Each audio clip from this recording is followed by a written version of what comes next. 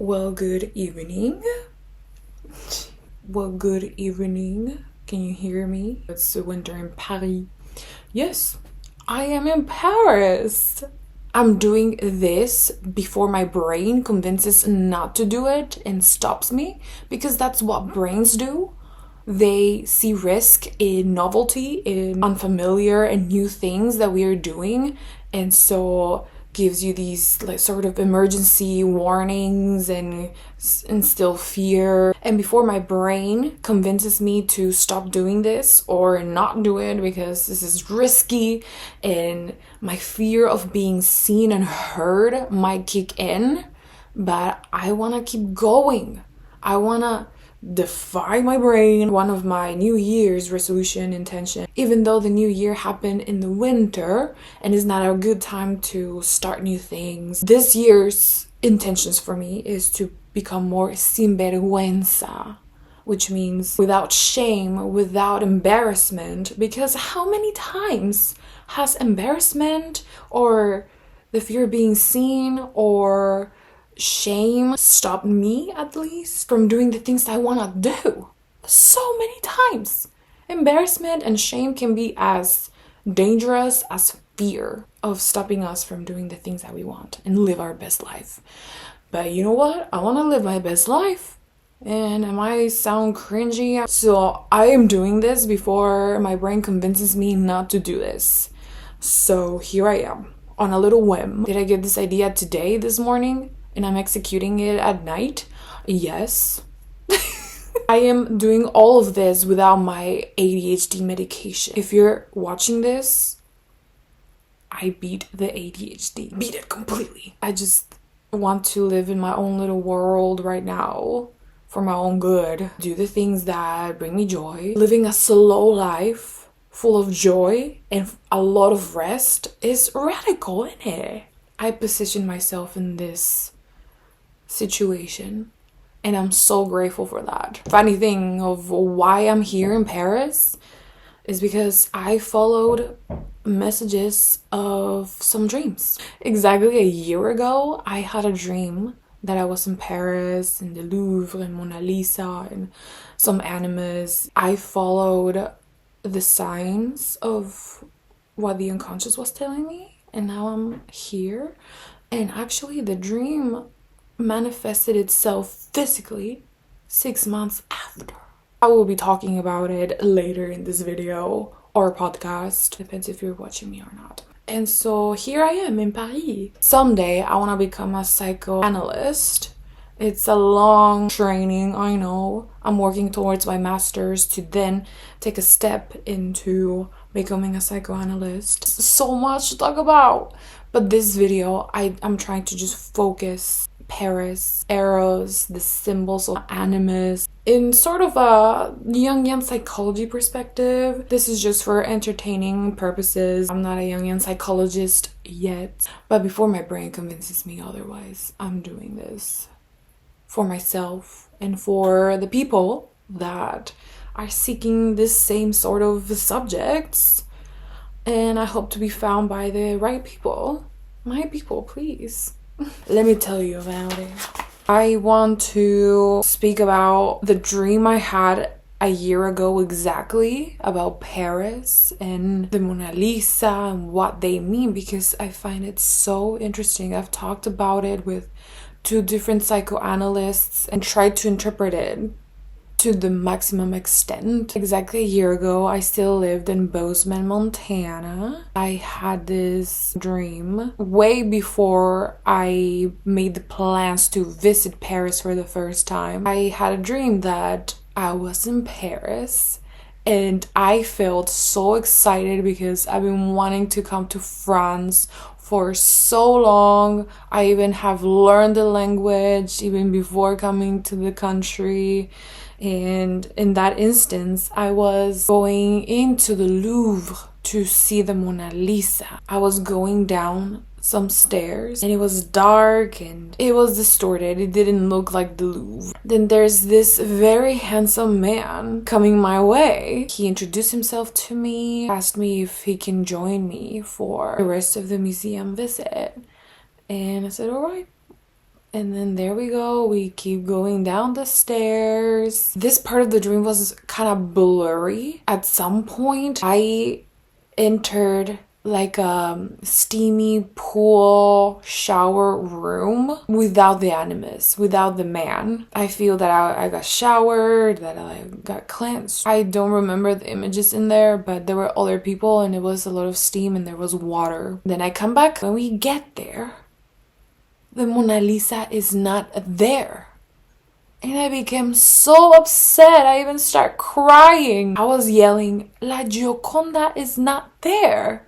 I was using the name La Gioconda instead of Mona Lisa. And I repeated, La Gioconda is not there. I was telling the man. I don't think he really responded to it and didn't say anything about that. And then the dream ended. I woke up actually sad. I was sad and confused, but it was intriguing. The symbols in that dream is Paris descending down the stairs, a handsome man that I've didn't recognize, animus, my masculine counterpart, the shower pool room, the Mona Lisa, of course, and the fact that the Mona Lisa was not there. So those are the components of that dream that we can speak about. Well, first, the fact that my location was Paris.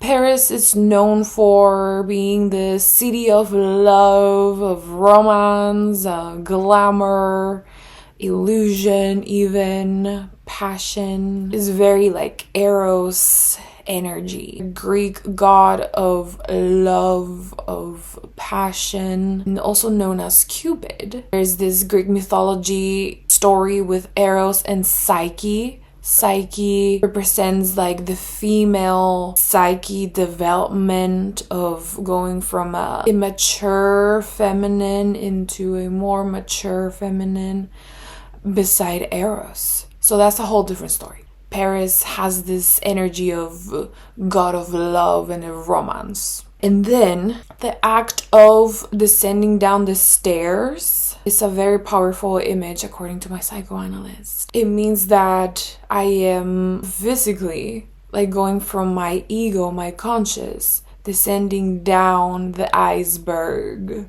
of what my mind is, going into the unconscious willingly. And now, the fact that this handsome man got in my way while I was descending and decided to join me. The man is my animus. Me as a woman, as a heterosexual, cisgender woman, the animus is my masculine counterpart. He appears so much in my dreams, but looks like different men. Because sometimes when a man appears in my dream, it can look like a man that I know in my awake life, and it takes form that way, and it kind of like has this energy depending on if it's a man that I admire, like protective, generous, ambitious, disciplined, or if it's somebody more relaxed, more unambitious, more like other kind of man. The man that appeared in my dream was handsome. That's the only thing I knew. He was handsome to my unconscious self. So that means something good. My animus joined me in the descent of my unconscious. And him and I, we were on a mission. We were trying to find the Mona Lisa down there in the unconscious. Now, the Mona Lisa, what it means in Jungian psychology can be a whole essay. The Mona Lisa, in brief, is antique work of art. At the beginning, I believed that the Mona Lisa represented this divine elder feminine, and that me, as this light, sort of young, immature feminine, was seeking for wisdom and guidance. At first, I thought it was that. It could mean that, but then a second opinion told me, well, the Mona Lisa has this androgynous air, has this androgynous energy, doesn't she? She's a woman, but in her facial expressions has this sort of masculine structure and smirk to her. Like, it's been very mysterious for many people. It has been studied a lot. Like, why is the Mona Lisa so important? And why is it still a very popular work of art to go see and study? So it can mean both. It can mean that I was seeking my divine elder feminine for guidance, wisdom, sort of like this mother figure to me, maybe.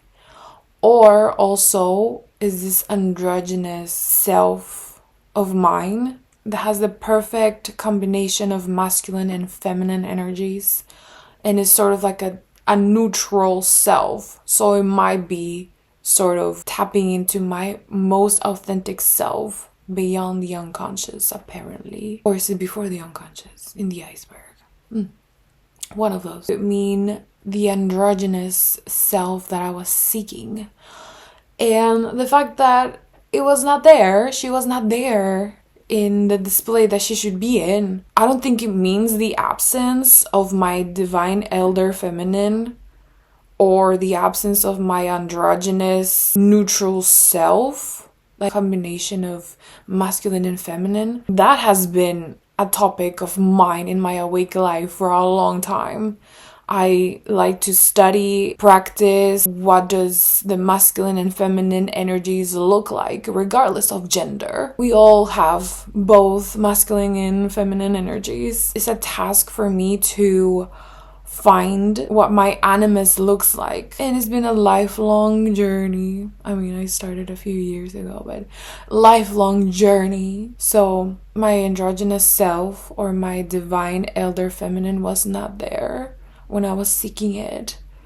Where was she? Was I denied access to it, or was she busy doing something else? Did I find it if I kept going in the dream? And now my psychoanalyst said something super interesting. He said, well, the fact that the Mona Lisa was not right in front of you, maybe it means that it was with you and next to you. Was not in front of you, but it was you and the animus. It was like the union. It meant you and that man were the androgynous, the union of the masculine and feminine. That sort of resonates with when we try to find something, we look for it externally outside of ourselves, when it can be right inside of us, not in front of us. Masculine and feminine united. And because it was in the city of romance and love and masculine and feminine and union at the museum and a work of art, that gave me some ideas. Would I find my divine masculine counterpart in freaking Paris? Perhaps. That is the interpretation of that dream. Basically, dreams are always about ourselves. Even if we dream about somebody close to us or somebody that we know is basically us, is what we see of us in them. So 6 months later, I found myself in Paris at the Louvre unintentionally. Because I initially came to Marseille, Cannes, in the south of France for my birthday. And while I was here, I was like, we should just take the 3-hour train to Paris for one day. At least, we are in France already. Let's take advantage. And so we decided, my friend and I, to come to Paris for a day. We went to the Louvre because, of course, essential to see the Mona Lisa in 24 hours that you are in Paris. Forgot about the dream completely while I was here. And I went to see the Mona Lisa.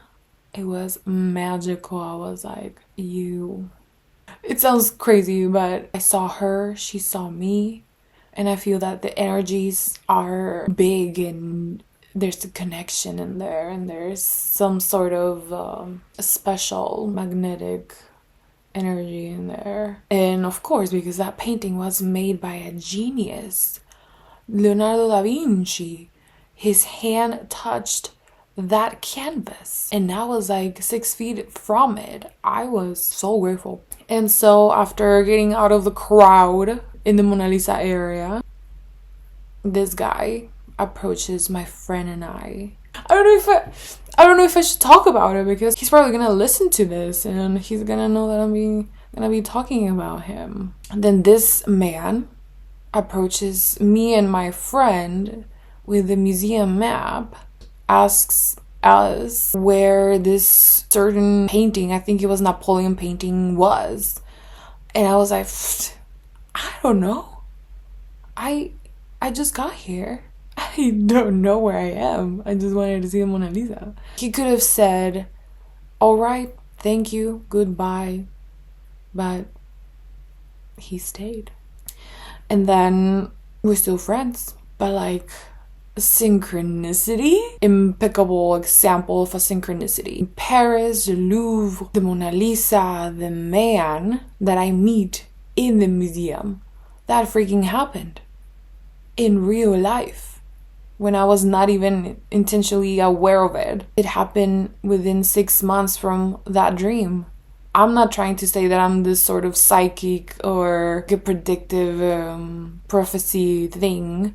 It's just that has been the most magical thing that has happened in my life. So far, at least the Mona Lisa was there when I was in person. I feel that dream was very significant. Maybe I want to experience my Eros part of life, you know, the romance, finding my divine masculine counterpart. Everything fell into place, and that's why I'm here. I want to see how my life is gonna unfold after the dream and after following the spirit guide, the unconscious messages, because there was a series of events, a series of chaotic events that happened in Montana that made me, I gotta get out of here. This is my sign that I gotta get out of here.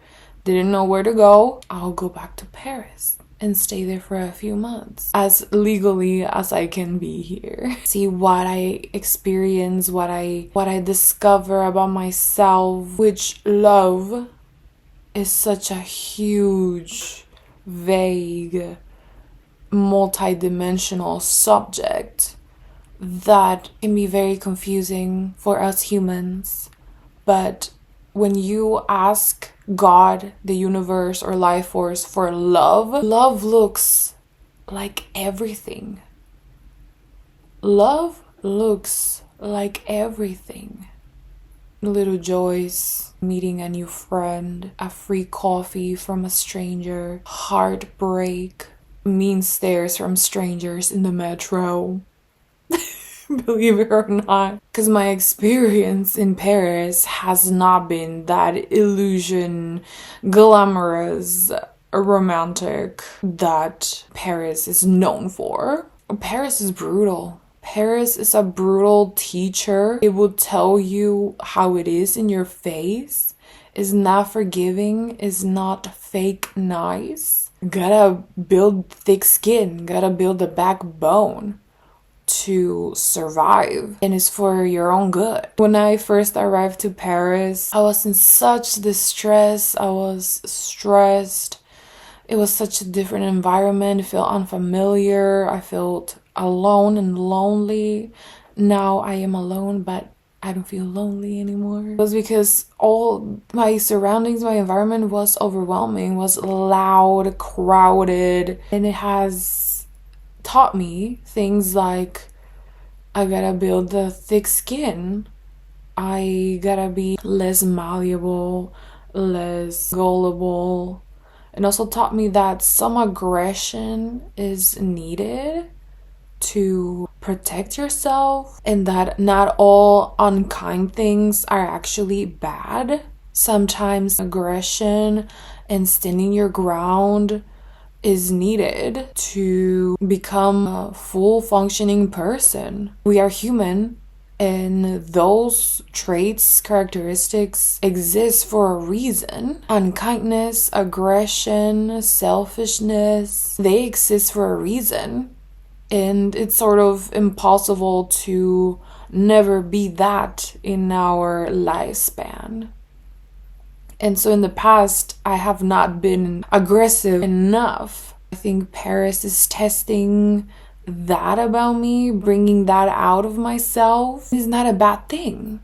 You know, it's teaching me that sometimes I gotta be this way to protect myself and to not let anybody disrespect me, because I gotta build that backbone. So Paris has really taken away my rose-colored glasses that I tend to have anywhere in the world. I'm this hopeless, optimistic, I live in my own world, like everything is fine. Then Paris has been very brutally real, and it has brought out sides of myself that I have not experienced, but I would have never experienced if I was not here. I am grateful for being out of that streak of distress, stress, and unmotivation and hopelessness. I am now back with a little bit more confidence, with new creative ideas, new lessons learned. The lessons are gonna keep going.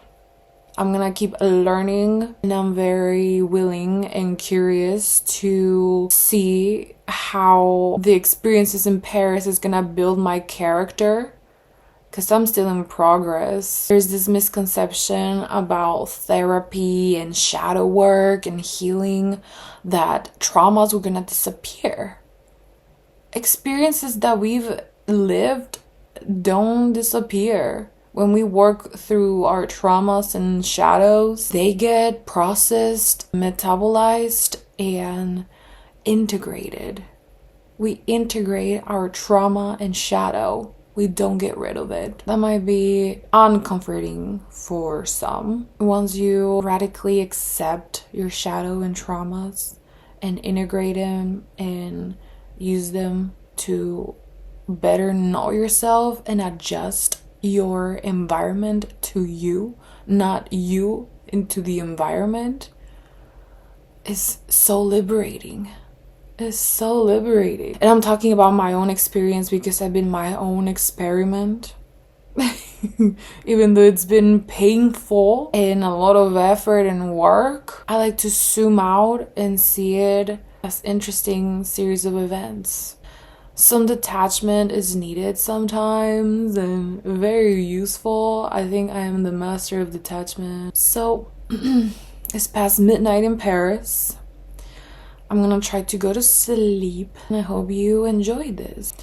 I would love to continue exploring and discovering myself, discovering the collective unconscious and our unconscious with each other, because me as a human and you as a human, we are capable of the same experiences and the same emotions and thoughts. I'm displaying my experience as an example of what your meaning can look like as well.